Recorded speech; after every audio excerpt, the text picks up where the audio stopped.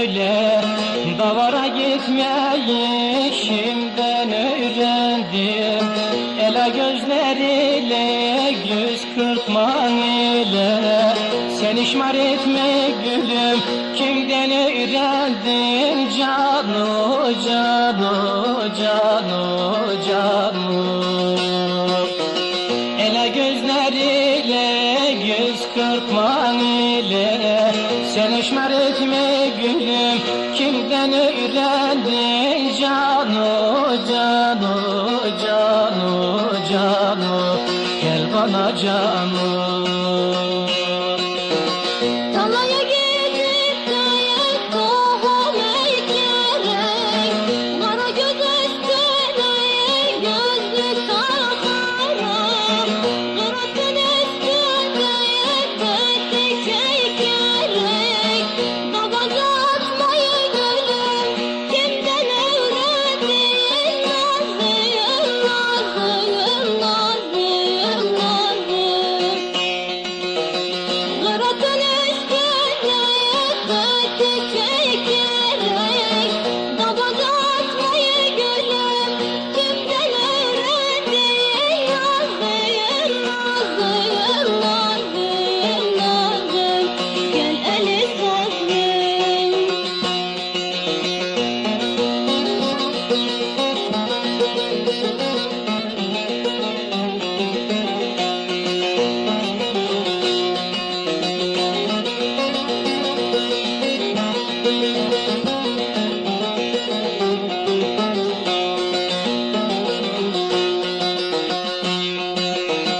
Senin için çektim derdi alemini, kabul ettim gönderdiğin selamı.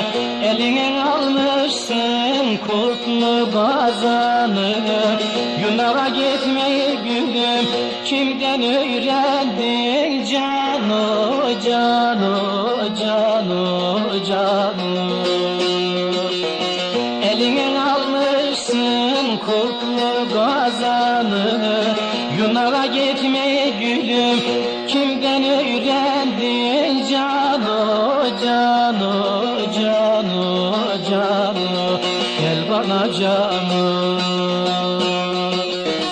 Kızlar üstüne destan yakara, aşk gözüyle her tarafa bakara, mendil elde dalı üstünde seykerek, halaylar çekmeyi gülüm, kimden öğrendin? Nazlıyım, nazlıyım, nazlıyım, nazlıyım. Mendil elde dalı üstünde seykerek, halaylar çekmeyi gülüm, kimden öğrendin? Nazlıyım, nazlıyım, nazlıyım, nazlıyım, gel eli sazlıyım.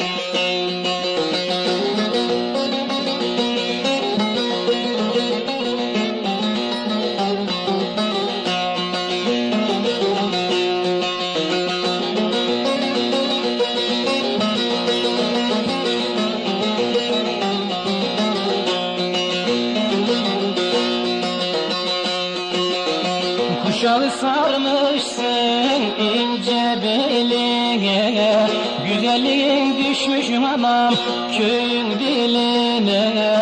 Hem kıza benziyorsun hem de geline, iki poz vermeyi nazlım, kimden öğrendin? Canu, canu, canu, canu.